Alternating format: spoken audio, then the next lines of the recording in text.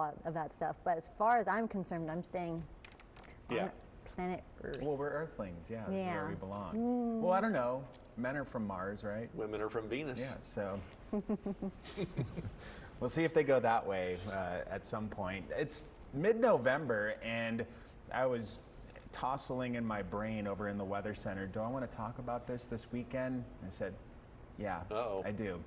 Highs near 80 at the beach here this weekend. What really prompted it, and this is just, talking about, I'm, going to be up in Maine next month, but I know, so it's 80 at the beach this weekend. Up there, they're getting ready for a significant snow event up in New England. So it's definitely going to miss that, even though it's way above average for the time of year. Mid-November, 80 at the beach. That's way above where we typically are. High pressure over the deep south is going to continue to feed us lots of moisture.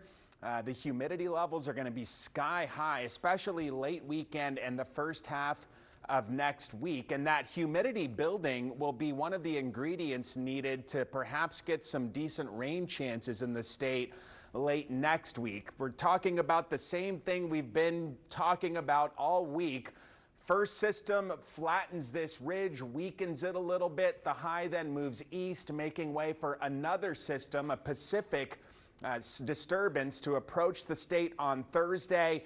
And with the high out of the way in the Gulf, this system is looking like it will deliver a good rain chance for Texas. I'm speaking broadly here. We're not to the point where we can really define exactly who gets what, but it also brings a little front in. So with all that humidity coming in, a front coming in, the clash of those two air masses should lead to shower and thunderstorm production throughout a lot of the state. And I think that storms definitely will be in play in the coastal bend on Thursday of next week. Now remember, this is a Pacific origin system, and because of that, the air behind it isn't going to be all that chilly, but we should clear out on Friday of next week behind it. I do bump the rain chances up to about 50% next Thursday.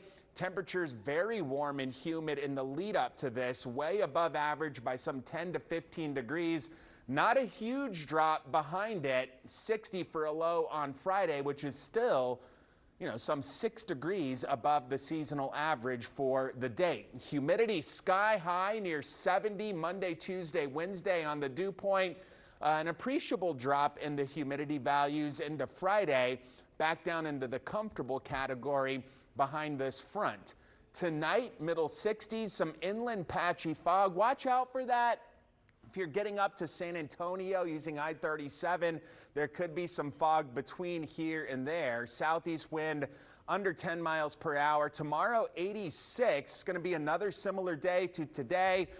A mix of sun and clouds, and humidity levels up, but not aggressively high. Some choppiness on area bays, 2 to 3 foot waves at a 5-second period on nearshore Gulf waters.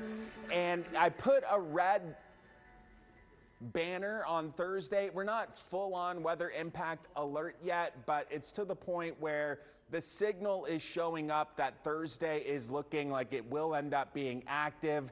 It could end up being that if the system speeds up, okay, maybe it's a little earlier. If it slows down, a little later. But right now, it's looking like next Thursday, with that disturbance coming in, could be active, if not here, then in parts of the state. Something to look out for, but you'll let us know. Just raising the awareness. Yeah. All righty, Alan, thanks for that. So to